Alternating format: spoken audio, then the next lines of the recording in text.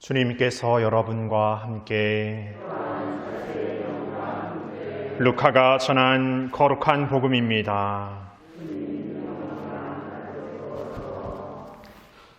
그때 예수님께서 군중에게 말씀하셨다. 너희는 구름이 서쪽에서 올라오는 것을 보면 곧 비가 오겠다 하고 말한다. 과연 그대로 된다. 또 남풍이 불면 더워지겠다 하고 말한다. 과연 그대로 된다. 위선자들아, 너희는 땅과 하늘의 징조는 풀이할 줄 알면서 이 시대는 어찌하여 풀이할 줄 모르느냐? 너희는 왜 올바른 일을 스스로 판단하지 못하느냐? 너를 고소한 자와 함께 재판관에게 갈 때 도중에 그와 합의를 보도록 힘써라. 그러지 않으면 그가 너를 재판관에게 끌고 가 재판관은 너를 옥리에게 넘기고 옥리는 너를 감옥에 가둘 것이다. 내가 너에게 말한다. 내가 마지막 한 입까지 갚기 전에는 결코 거기에서 나오지 못할 것이다.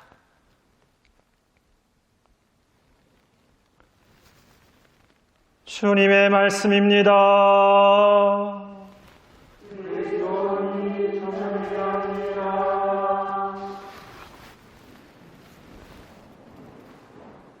찬미 예수님, 오늘 하루 잘 보내셨습니까? 오늘 날씨가 무척 좋았죠? 좋았다라고 동의하시는 분들은 좀 바닷가 쪽에 계셨던 분 같고, 동의하지 못하신 분들은 좀 산 쪽에 있지 않았나 싶습니다. 제가 오늘 가정방문이 있어서 대평리를 가는데 깜짝 놀랐어요.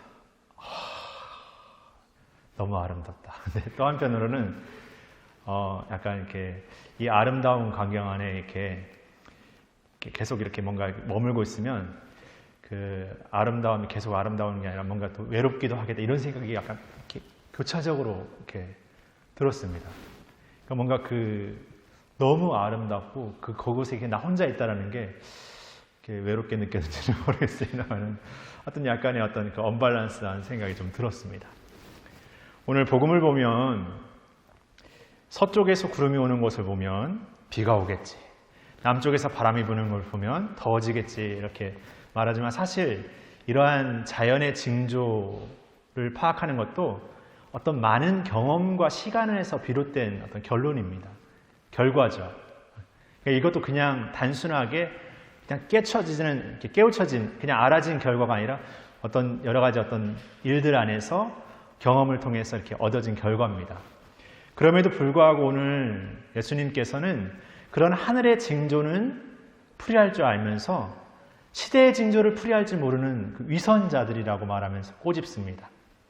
위선자라고 말하면은 사전적 표현으로 이렇게 겉으로만 착한 척하는 사람, 다시 말해 속으로는 착하지 않은 사람, 언밸런스한 사람, 뭔가 앞과 뒤가 맞지 않는 사람. 우리는 사실 세상을 살아가면서 이 자연의 이치를 깨닫는 것처럼 많은 수고와 노력을 기울이고 있습니다. 거기에는 내가 뭔가 목적하고 바라는 것이 있어서 그렇게 노력하는 것이죠. 그 가운데에는 어떤 재화적인 목적도 있지만 어떤 삶을 통해서 이렇게 거기에서 느껴지는 어떤 만족감, 성취감, 행복, 기쁨을 위해서도 뭔가 이렇게 애쓰게 됩니다. 그런데 우리가 그냥 애쓰기만 해서 얻어지는 모든 것으로 만족되어진다면 세상에 만족하지 못할 사람이 없다는 것이죠. 그래서 만족이라는 단어를 생각해 보고 싶습니다. 만족이라는 단어를 한자로 표현하면 찰만자에 발족자입니다. 좀 다르게 표현해 보자면 여름 때 발만 물에 담가도 시원하다, 만족스럽다. 그러면 여기서 딱 생각하면, 그러니까 한마디로 만족하려면 조그마한 것에서 그냥 만족하지, 그냥 거기에 자족할 줄 알아야 되는구나 라고 생각해 볼 수도 있을 것 같습니다. 그런데 이 족자가 발족자도 의미하지만 근본이라는 의미도 갖고 있습니다. 다시 말해서 우리가 만족한다라는 것은 대단히 많은 것을 쏟아붓고 채워 넣어야 만족하는 것도 아니고, 그냥 발만 담글 정도로 조금만 해도 만족해서 만족하는 것도 아니고 아주 조금이지만 우리가 좋게 해야 할, 우리가 어떻게 보면 체험해야 될, 우리가 채워 넣어야 될 그 근본적인 것을 채워 넣지 못할 때 세상의 것으로는 도저히 만족할 수 없다는 것이죠. 그러니까 오늘 예수님께서 이렇게 꼬집는 것, 위선자들이라고 이걸 꼬집는 안에서는 세상의 많은 것들을 만족하기 위해서 뭔가 노력하고 애쓰는 그런 모습이지만 더 어떤 반대로는 하나님의 것에 있어서는 그런 삶을 살지 않는다는 것이죠. 왜 그렇게 살지 못할까? 오늘 제1족서 바울 사도가 우리에게 그 답을 조금 얘기해 주는 것 같습니다.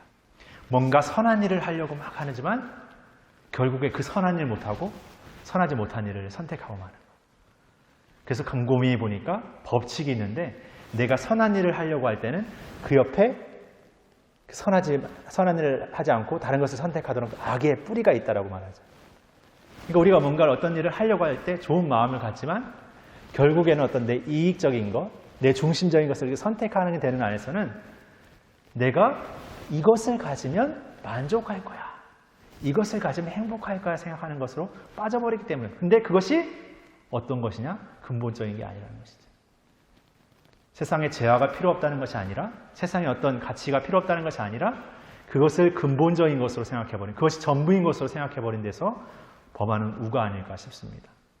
그러게 우리가 신앙을 사는 우리들은 진정한 이 신앙의 삶이야말로 그 만족의 근본인 것, 다른 세상의 것을 채워넣지만 결코 빼놓을 수 없는 그 근본적인 것이라는 것을 끊임없이 기억하고 찾아가는 사람들이어야 합니다. 그런 삶을 위해서 더 사랑하고 희생하고 나누고 실천하고 새롭게 노력하는 우리의 헌신을 매 순간 삶 안에서 담는 게 아닌가 생각해 보게 됩니다. 그것도 그 삶을 통해서 우리의 힘이 아니라 그 근본적이고 진정한 만족의 삶을 그분께서 이끌어 주시는구나, 함께 해주시는구나 깨달아가게 되는 것, 그것을 우리가 알게 된다면 다른 세상의 것은 부차적인 것으로 여겨질 수밖에 없는 것 같습니다.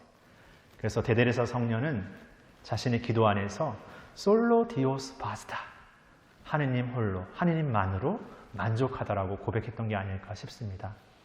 우리가 지금은 성인 성녀의 만큼이나 어떤 덕행과 모범의 어떤 삶을 살지 못한다 하지만 그 성녀의 고백처럼 우리의 삶의 여정이 바로 하느님을 우리 가운데 중심에 두고 그것을 잃어버리지 않는 삶을 통해서 세상의 가치를 더욱 우리 모두를 위한 어떤 재화로 그리고 사랑으로 선용할 수 있다고 생각해 보게 됩니다.